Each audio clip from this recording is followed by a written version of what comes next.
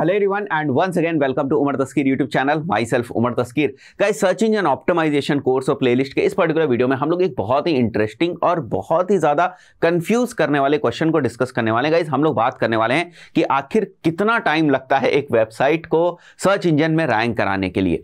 तो गाइस, ये क्वेश्चन कोई भी बंदा हो, अगर वो सर्च इंजन ऑप्टिमाइजेशन की फील्ड से किसी भी तरीके से रिलेशन रखता है या रिलेट करता है तो वो इस क्वेश्चन के अक्रॉस जरूर आता है। अगर आप सर्च इंजन ऑप्टिमाइजेशन की फील्ड में जॉब करते हैं तो आपको अपने बॉस को बताना पड़ता है, ठीक है, आपको अपने जो सीनियर्स हैं उनको बताना पड़ता है कि आप इस वेबसाइट को कितने टाइम में रैंक करा देंगे, या आपके जो सीनियर्स हैं, बॉस हैं, आपसे क्वेश्चन पूछते हैं कि भाई कितना टाइम लगेगा, उन्हें बताओ, उन्हें क्लाइंट को बताना है कि कितना टाइम लगेगा इस वेबसाइट को रैंक कराने के लिए, राइट। अगर आप फ्रीलांसिंग करते हैं, आपकी खुद की एजेंसी है, डिजिटल मार्केटिंग वर्क आप करते हैं, तो उस पर्टिकुलर केस में अगर आपको एसईओ का प्रोजेक्ट मिल गया तो आपको डायरेक्टली क्लाइंट को बताना पड़ता है।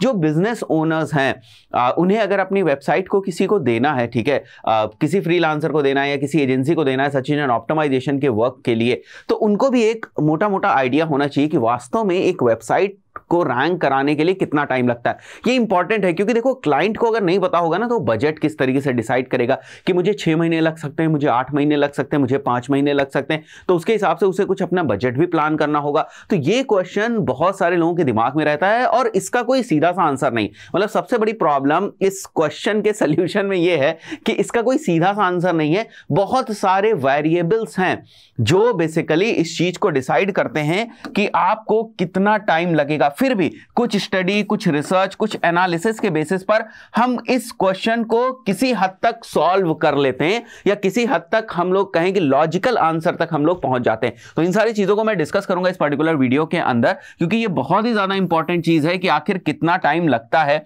एक वेबसाइट को अगर हम सर्च इंजन ऑप्टिमाइजेशन की हेल्प से रैंक कराना चाहें तो गाइस, जो सबसे आसान आंसर है वो मैंने यहां पर लिखा हुआ है, and it is like it depends, ठीक है। और ये डिपेंड करता है बहुत सारे फैक्टर्स के ऊपर। अब बहुत ध्यान से इस वीडियो को आप देखिएगा, बहुत सारी चीजें आपको क्लियर होंगी, ठीक है। फिर से मैं आपको बता दूं, क्लियरली ये कह पाना बिल्कुल गारंटी के साथ, मैं रियलिटी आपको बता रहा हूं, बिल्कुल गारंटी के साथ कि 3 महीने लग जाएंगे सर, 3 महीने में इस वेबसाइट को रैंक करा दूंगा, ये पॉसिबल नहीं है। मान लेते हैं गूगल की कोई अपडेट आ गई, वेबसाइट की रैंकिंग गिर सकती है, मान सकते हैं कि उस अपडेट से आपकी वेबसाइट की रैंकिंग एकदम से बढ़ भी सकती है। तो जो प्रोजेक्शन आपने 3 महीने का किया था, हो सकता है आपकी वेबसाइट 2.5 महीने में ही रैंक कर जाए या 2 महीने में रैंक कर जाए, या जो प्रोजेक्शन आपने मैथमेटिकली, मैं लॉजिकल प्रोजेक्शन की बात कर रहा हूं, कोई हवा वाले प्रोजेक्शन की मैं बात नहीं कर रहा हूं कि बस वेबसाइट को देखा और कहीं से सीख लिया कि 3 महीने लगते हैं एसईओ में, सर्च इंजन ऑप्टिमाइजेशन में रैंक कराने के लिए, तो 3 महीने में रैंक हो जाएगी और वो जाकर आपने क्लाइंट को बोल दिया, अपने बॉस को बोल दिया। मैं ऐसी बिल्कुल बात नहीं कर रहा हूं। मैं बात कर रहा हूं आपने बहुत सारे फैक्टर्स को एनालाइज किया, कुछ नॉलेज आपने ली, उसके बाद आप ये बात कह रहे हो कि इस वेबसाइट को रैंक कराने में 3 महीने लगेंगे। फिर भी प्लस माइनसेस हो जाते हैं, ठीक है, क्योंकि ये फील्ड ही इतनी डायनामिक है, बहुत सारे चेंजेस रेगुलर बेसिस पे होते रहते हैं, एल्गोरिथम से रिलेटेड और भी बहुत सारे फैक्टर्स हैं, आपके कॉम्पिटिटर्स भी प्ले करते रहते हैं, वो भी एक इंपॉर्टेंट फैक्टर है। तो गाइज, चलिए एक्सप्लोर करना शुरू करते हैं हम लोग कि कितना टाइम लगेगा। तो जैसे मैंने बताया, सीधा सा आंसर है इट डिपेंड्स, और ये डिपेंड करता है बहुत सारे फैक्टर्स के ऊपर।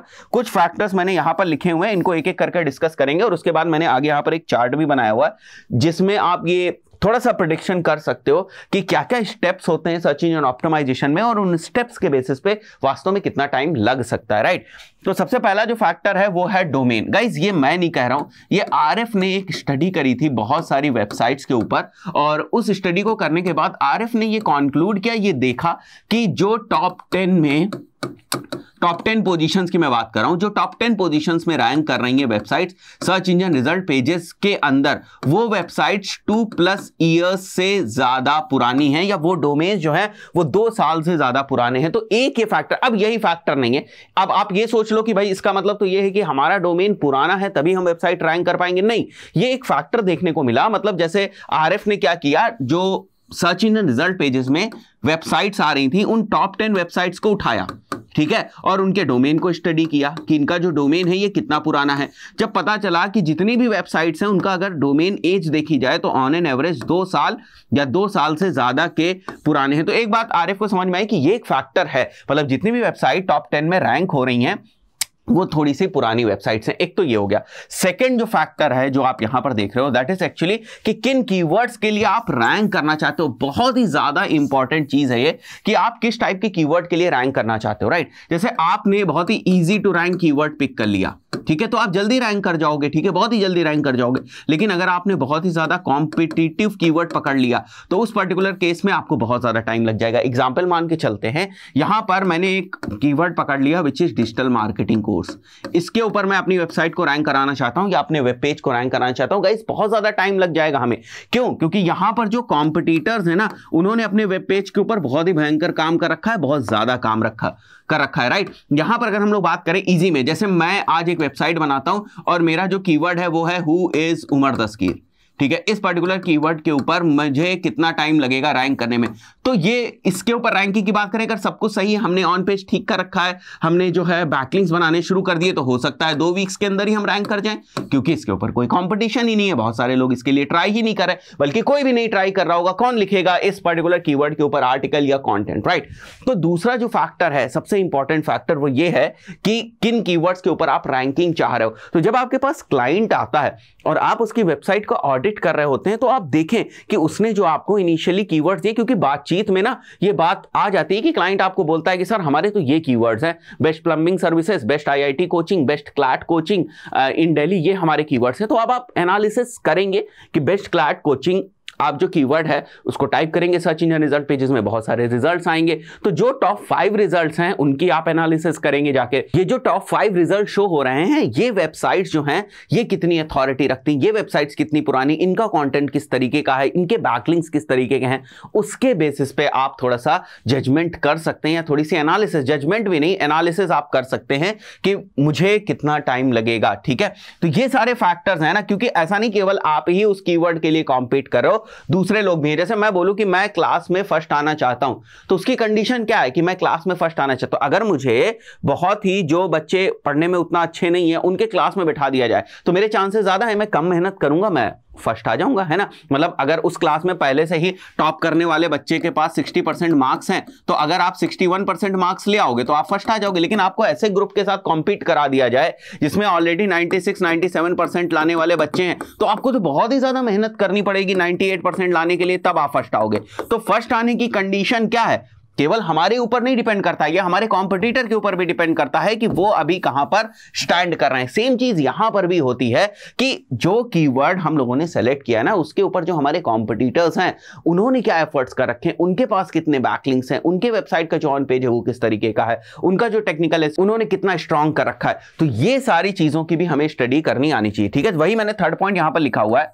whom you are competing with, ठीक है। तो जो आपके कॉम्पिटिटर्स हैं उनकी आपको पूरी प्रोफाइल एनालिसिस करनी पड़ेगी, ठीक है। और प्रोफाइल एनालिसिस में उनका पूरा एक तरीके से आपको स्वॉट एनालिसिस जो होती है ना, वो आपको करनी पड़ेगी कि वो जो कॉम्पिटिटर्स हैं आपके, उनकी अभी करंट स्ट्रेंथ क्या है, ठीक है, वो अभी करंट कहां पर वीक हैं और कहां पर वो स्टैंड कर रहे हैं, ताकि आप उनसे बेहतर कर सके, उनसे और अच्छे रिजल्ट्स लाने के लिए, ठीक है। उसके बाद अगर आप यहां पर देखो, which is actually the fourth point, your budget for the website. ये भी डिपेंड करता है। मान लेते हैं आपने बहुत सारी एनालिसिस कर ली, सारी रिसर्च आपने कर ली, सारी एनालिसिस कर ली, और उसके बाद आपको समझ में आया कि मुझे बहुत ही क्वालिटी बैकलिंक्स अगर मिल जाए, ठीक है, अगर मुझे क्वालिटी बैकलिंक्स मिल जाए तो मैं 2 मंथ्स में ना अपनी वेबसाइट को रैंक करा दूंगा, ठीक है, 2 मंथ्स में। अब क्वालिटी बैकलिंक्स बनाने के लिए क्या आपको रिसोर्सेज नहीं चाहिए, क्या आपको टीम नहीं चाहिए, क्या आपको कंटेंट नहीं चाहिए, ठीक है। तो कंटेंट लिखने में क्या आपको कुछ स्पेंड नहीं करना पड़ेगा आपको या आपके क्लाइंट को, किसी को भी, क्या कुछ अमाउंट नहीं स्पेंड करना पड़ेगा? आप बोलोगे बिल्कुल स्पेंड करना पड़ेगा, बिना अमाउंट स्पेंड किए कंटेंट कैसे लिखेगा। अब अगर आपका बजट लो है तो ये कंटेंट लिखने में टाइम लगेगा। जो आपने 10 आर्टिकल्स का प्रोजेक्शन किया था कि मैं 10 आर्टिकल्स लिखूंगा, 10 आर्टिकल बहुत अच्छे तरीके से लिखूंगा, दूसरी वेबसाइट्स के ऊपर उनको पोस्ट कराऊंगा, अगर बजट लो है तो ये काम रुक जाएगा, है ना। अगर ये काम रुक जाएगा तो जो आपने प्रोजेक्शन करी थी 2 महीने में इस वेबसाइट को रैंक कराने की, वो प्रोजेक्शन पॉसिबल नहीं हो पाएगी। तो ये सारे फैक्टर्स हैं। Then also your skill set, सारी चीजें मैंने एनालाइज करके आपको दे भी दी।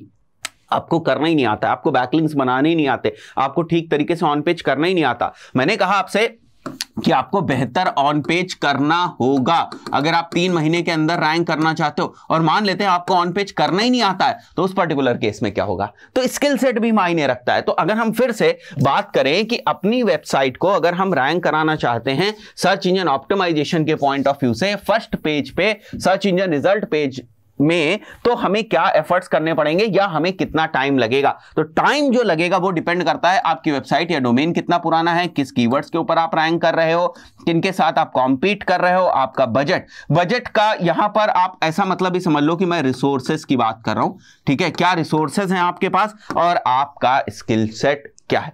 उसके बाद भी अगर मैं किसी नंबर से एनालिसिस पे पहुंचने की कोशिश करूं तो यहां पर मेरे पास एक छोटा सा ग्राफ है, छोटा सा चार्ट टाइप का है, जिससे आपको बहुत सारी चीजें ना क्लियर हो जाएंगी, ठीक है, कि एसईओ कितना टाइम लेता है। तो क्रॉलिंग में 1 से 2 घंटे लगते हैं, क्रॉलिंग हो जाती है, ठीक है। इंडेक्सिंग में 1 से 2 दिन लगते हैं अगर इंडेक्सेबल है तो, ठीक है। अगर आपने इंडेक्सेबल ही नहीं बना रखा है, आपने robots.txt से मान लेते हैं आपने ब्लॉक कर रखा है, तो प्रॉब्लम होने वाली है ना भाई, ठीक है। या फिर आपने नो इंडेक्स टैग लगा रखा है तो प्रॉब्लम होने वाली है। तो अगर आपकी वेबसाइट इंडेक्सेबल है, अगर आपकी वेबसाइट क्रॉलेबल है, सब कुछ ठीक है, तो गूगल सर्च कंसोल की हेल्प से आपको 1 से 2 दिन लगेंगे और आपकी वेबसाइट जो है वो इंडेक्स हो जाएगी। मतलब आप गूगल को आपकी वेबसाइट के बारे में पता चल गया, ठीक है। Rank for the brand, brand का मतलब यहां पर ब्रांड कीवर्ड से है, ठीक है। ब्रांड कीवर्ड, जैसे मैंने अभी आपको हु इज उमर तस्कीर वाला एग्जांपल दिया था, ठीक है। तो अगर मैं अपनी वेबसाइट बनाता हूं umartaskeer.com और वहां पर मैं उमर तस्कीर कीवर्ड के ऊपर रैंक करना चाहूं तो मैं 2 दिन के अंदर रैंक हो जाऊंगा।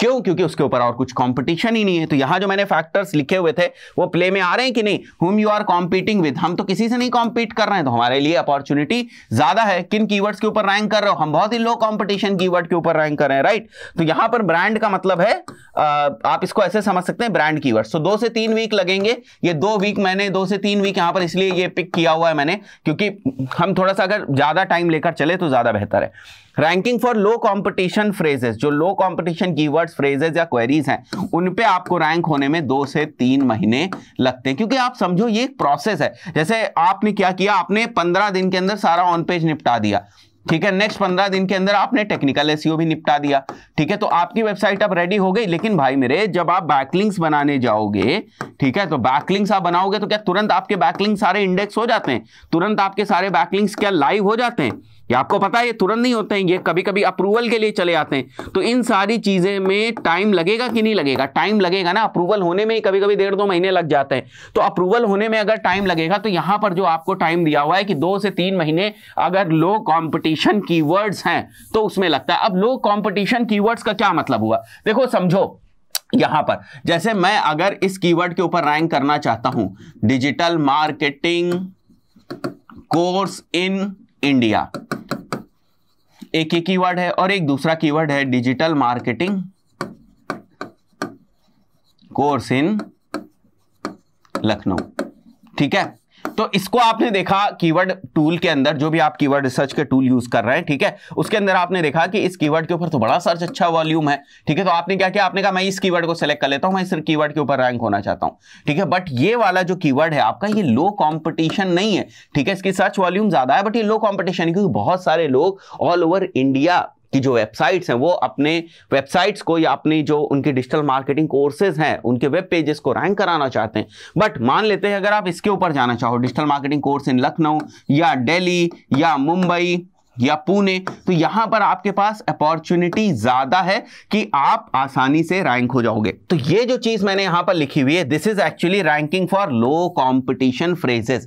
तो आप अपने क्लाइंट से डिस्कस करें कि भाई तुम्हारी जो सर्विसेज, अगर मैं ऑल ओवर इंडिया के ऊपर जाने की कोशिश करूंगा तो टाइम लगेगा, तो क्या हम उसको ब्रेक कर सकते हैं? हम इसके ऊपर भी एफर्ट्स करेंगे, कोई दिक्कत की बात नहीं, लेकिन इसमें टाइम लगेगा। तो क्या हम नए और पेजेस बना सकते हैं? नए पेजेस इस टाइप से हम बना सकते हैं? आप मेरे को बताओ, आप अपने क्लाइंट से डिस्कशन कर सकते हो कि आप मेरे को बताओ कि और किन सिटीज में आप सर्विसेज प्रोवाइड करते हो, वहां से हम ट्रैफिक ला सकते हैं। या आप रिसर्च जब करोगे, ठीक है, जब आप रिसर्च करोगे कि और कहां-कहां ये कीवर्ड जो है सिटी वाइज सर्च हो रहा है, तो आप अपने क्लाइंट को खुद सजेस्ट कर सकते हो। क्योंकि at the end of the day client आपके एफर्ट से ज्यादा अपने रिजल्ट्स की चिंता करता है, ठीक है। तो भले आपने पूरी ईमानदारी के साथ बहुत मेहनत करी इसको रैंक कराने में, लेकिन आपने अपना दिमाग नहीं यूज किया कि मैंने कमिटमेंट कर दी क्लाइंट को 3 महीने में मैं रैंक करा के दूंगा, लेकिन मैंने ये नहीं देखा कि मैंने किस कीवर्ड कीवर्ड के ऊपर उसको रैंक कराना था, ठीक है। वहीं पर अगर आप इस टाइप के 5-6 पेजेस बनाकर इन कीवर्ड्स के ऊपर जो है उसको रैंक कराने की कोशिश करेंगे आप अपने वेब पेजेस को, और क्लाइंट्स को रिजल्ट्स लाने की कोशिश करेंगे, तो यहां से ट्रैफिक आएगा।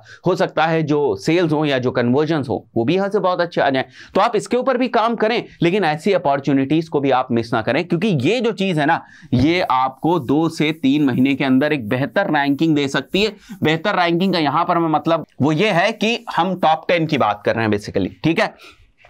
Achieve significant success according to Google अगर आपको करनी है तो लगभग आपको 4 से 12 महीने रख जाते हैं, ठीक है। ये भी इन सारे बहुत सारे वेरिएबल्स जो हैं इनके ऊपर डिपेंड करता है, ठीक है। उसके बाद अगर हाई कंपटीशन फ्रेजेस के ऊपर आप काम कर रहे हैं तो आपको 2 साल भी लग सकते हैं, 2 इयर्स भी लग सकते हैं। I have worked on the projects जिनके पास इतना पेशेंस था, ठीक है, कि वो सर आराम से आप करो, 1 साल 1.5 साल लगता है, कोई दिक्कत की बात नहीं है। हमें पता है कि हमारे जो कीवर्ड्स हैं वो कॉम्पिटिटिव हैं, ठीक है, कोई दिक्कत की बात नहीं है। वो जो हमारा मेन कॉम्पिटिटिव कीवर्ड्स है उसको हम दे देंगे 2 इयर्स। आप तब तक हमारे ब्लॉग्स के ऊपर काम करवाना शुरू करो। इस टाइप का डिस्कशन हम लोग अपने क्लाइंट्स के साथ करते हैं। तब तक आप हमारे जो ब्लॉग्स हैं इनके कंटेंट को रैंक कराने की कोशिश करो, क्योंकि यहां पर आपको लॉन्ग टेल कीवर्ड्स मिल जाएंगे, यहां पर आपको लो कंपटीशन वाले कीवर्ड्स मिल जाएंगे, ताकि हमारी जो रैंकिंग है वो क्विकली अगर हम इंप्रूव करना चाहें तो अभी के लिए अगर हम कुछ अपने पेजेस को रैंकिंग देना चाहें, ठीक है, उनको रैंक कराना चाहें, वहां से बिजनेस लाना चाहें, वहां से ट्रैफिक लाना चाहें, तो उसके लिए यही तरीका है। और जो हमारा मेन कीवर्ड है उसमें टाइम लगता है, कोई दिक्कत की बात नहीं है।